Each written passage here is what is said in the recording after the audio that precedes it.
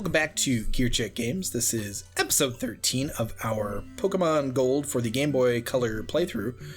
Last time, what did we do? Did we fight the chicks in the house with the EVs last time? No, that was a few episodes ago. Last time we went through...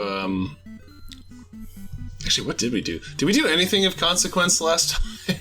Viewers, tell us what we did last episode and we'll get back to you. I mean, I know we obviously went across the route that leads to... Oh, you went and got Lapras, didn't you? Yeah, we had to fill out our team. Oh my god. We leveled up Eevee a little bit, and then we also got Lapras. See? We remembered. We're good at this. Yeah, we eventually remembered. We know what we're doing. Yeah. So Let the record show that the witness eventually pointed to Krusty the Clown. It wasn't me. I didn't make the Gyarados red. Is it a crime to bet on sporting events? Yes, it is. Oh. So there's a queue in this house that I'm glad I went in here. This is the start of a dungeon, but we don't have access to it yet. Yeah, speaking of illegal things, there's some shady stuff going on here in Mahogany Town. Ha, I get it, because he's wearing shades. Get it? Yeah, like a goose. Oh, I get you. You can actually buy Very the tasty. Slowpoke tail here. Yeah. It's very suspicious. Is it like a healing item, or...? I don't know. It poisons your I never Pokemon. actually bought it. It gives him What food happens if you poisoning. feed a Slowpoke tail to a Slowpoke? Cannibalism. Slowpoke left. So long, Slowpoke. Maybe Gets his maybe top hat and his cane, and he's You gone. gave it to him now, and then by episode 18, he freaks out. maybe it's like one of those lizards that eats its own tail for nutrients. Sorry, folks. I too took a minute to get that joke. Hey, Spitzer. Yeah. Oh yeah. So we're about to. There's two paths you can take to get to Lake of Rage. You can either get ticks and chigger bites and go the route that takes you through the grass, or you can do the path that rocks, and and you can talk to some lovely Team Rocket grunts. Yeah, the Rocket toll booth. Yeah.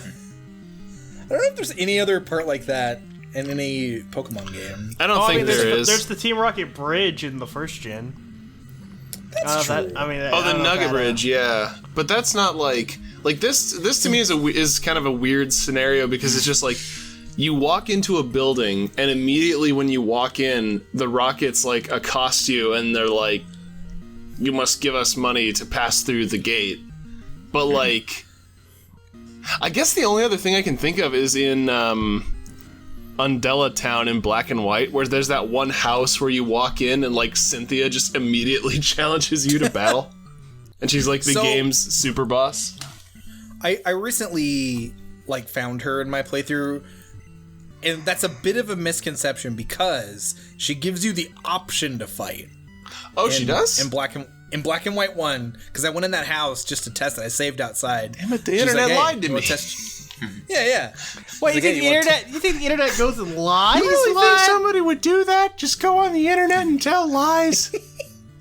Well, hey, that's what I thought too. Buster lied to me.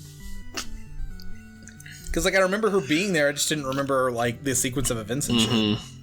So not only did I pay the toll, I'm also going through the grass. I'm not smart. Hey, you're just showing it off for the sake of the viewership. Yeah. This is grass. If you walk enough steps, wild Pokemon will attack. Or sometimes if you only take one step, they'll attack. Yeah. Sometimes it no is Gen steps. 2 after all. Yeah. So there's actually a lot of cool, well, not cool trainers, but cool trainers on this route, because a lot of them have unique Pokemon. Like this guy's got a Lickitung, there's a guy up ahead that has a Slowbro, and there's a guy that has a Nidoking. Anybody here ever use Lickitung? No. Now that I look at him, he looks like he could be like Slowbro's cousin. Like he's got almost, like if you swapped out the head and the tail, like you'd have the same exact body, basically. Well, you can't swap up the tail with this cool Team Rocket trick. I guess. Oh. Ethan, we Give him a gotta bionic tail. stop hanging out with you. You're corrupting us. You're leading us down the path of, well, like Trey said, the path that rocks.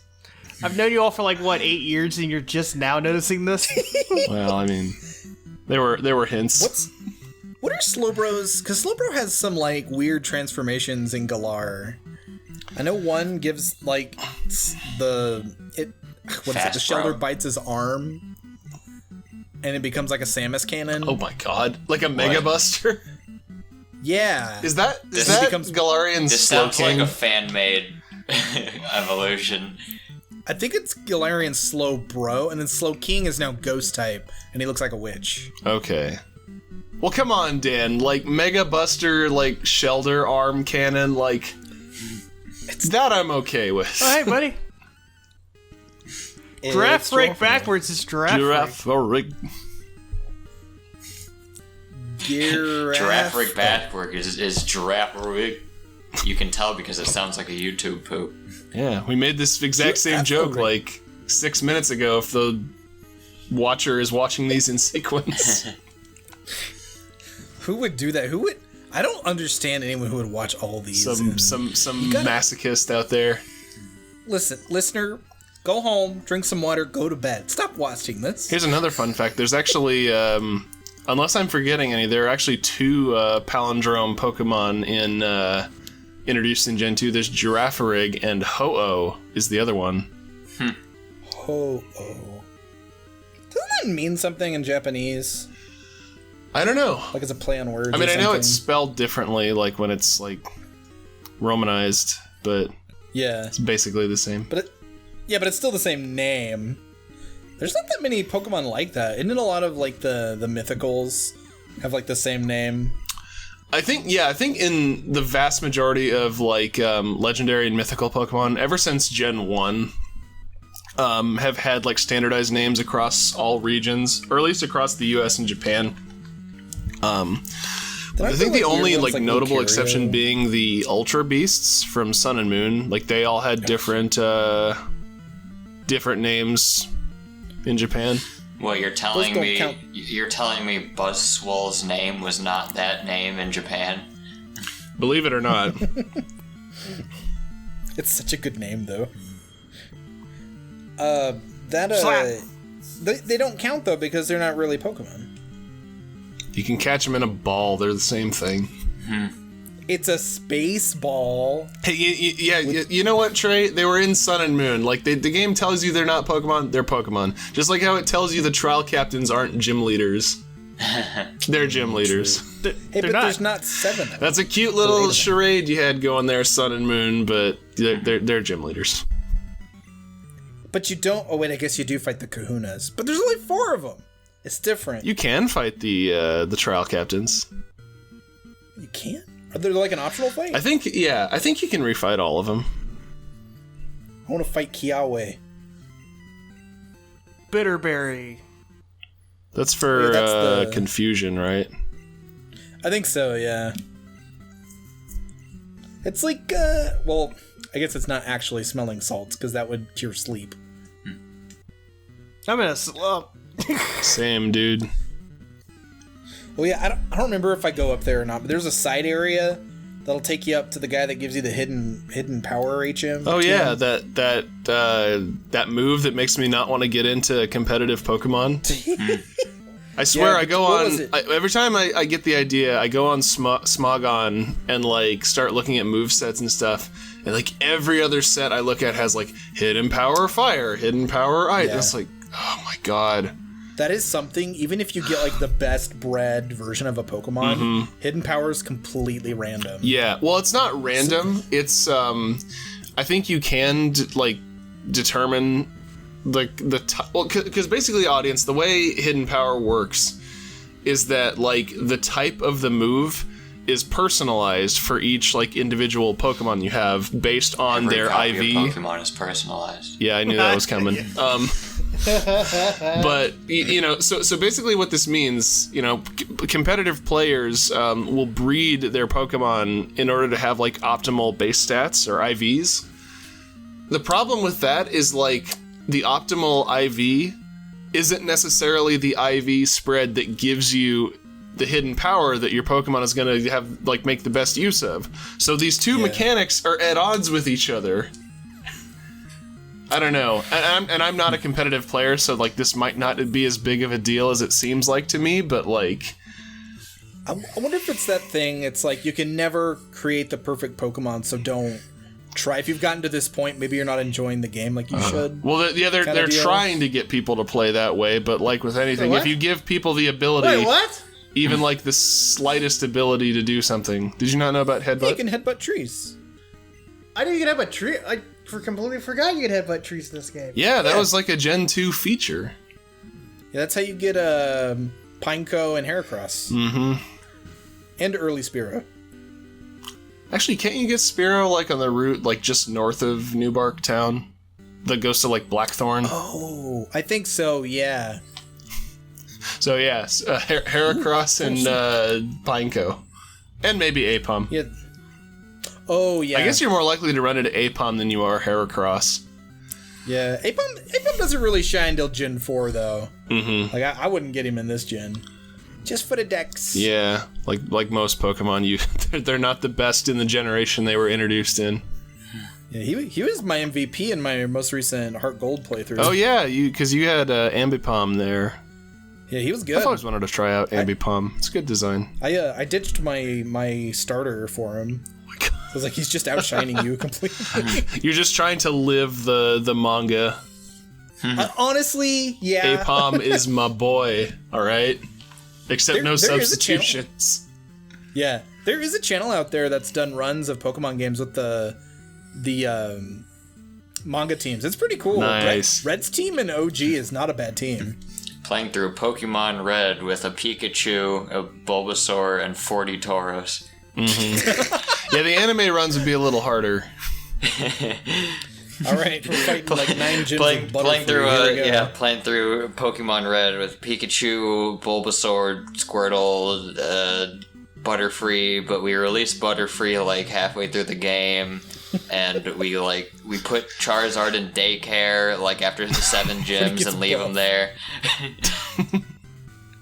No, Dan, to be truly canon, we would have to take Charizard to the Pokemon League, but because of his disobedience, he's not able to fight properly, and we lose. To be canon, you have to level him up high enough so that he won't listen to you with the amount of badges you have, but like hack your way to get into the league before you have all the badges, and then send him to the daycare.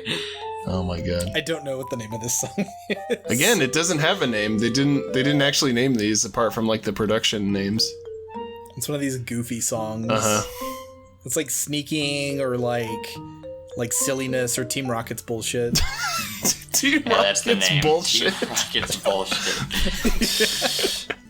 That's an episode. My God, whoever was in charge of this CD was just like spiteful as all get out. The rage is in our hearts. Maybe it was Takeshi Shudo. Team Rocket. I forget if we talked about this in an episode, but I love the like anecdote where he went to like Ishihara or somebody. Hi, Shiny Gyarados. Holy crap, Shiny Gyarados! It's a shiny. And he was asking them like, okay, like I'm kind of running out of ideas for this show. How much longer were you thinking of continuing this? And the guy was just like, I don't know. I was thinking like forever. 20 years? 30 years? But yeah, so this is one of the few, like, shiny Pokemon in Pokemon games that's, like, part of the story or just able to be caught without trying. Yeah. I forget if it's been explicitly confirmed yet, but we're running into this Gyarados because Team Rocket they're using some kind of, like, radio signal that Pokemon like respond violently to in order to like force all of the Magikarp to evolve. Yeah, it's like the brown note, but for getting buff. It's the red note. The buff. the buff note. That's what made. Wait a minute. That's how. Yeah. I remember being disappointed. Like there was one time I played this game. I specifically did not encounter a Gyarados until the red one because I wanted to see if I could register it in my Pokedex as shiny by default. Oh, yeah. Unfortunately. One ball. I don't even think Poor the guy. games track shinies fitting until title. until Gen 4. Yeah.